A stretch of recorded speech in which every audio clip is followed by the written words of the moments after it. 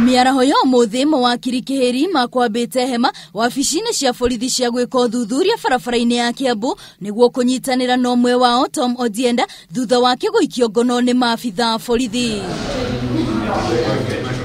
Kuringana na ndumiriri ya mutongoria wa thitango cia muingi, Otienda arakuruhanio na kwambika macira matariho megemainie na kambuni ya sukari ya Mumias na agicoka gwitia mbeca kuma kuri kambuni iyo na njira itagiriire.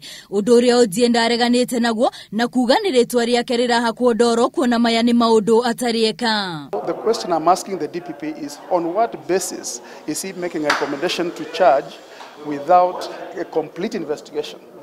He is turning this country into a police state. Nigiaro igawe ndari ona rimũrio ciũria ciĩgiĩ kĩgĩna kĩrĩa kĩrerĩkana ona kana gwĩtwo andĩke ndũmĩrĩri ĩgiĩ macira macio marerĩkana na kũige na maratathi mothe ma kuonania macira marĩa akuruhanirio namo megiĩ kambuni ĩno. Yes, they've disclosed, they've listed, they've looked for a number of files. They said we want this file, this file, this file, this file, and the number of files they've asked for are around 20.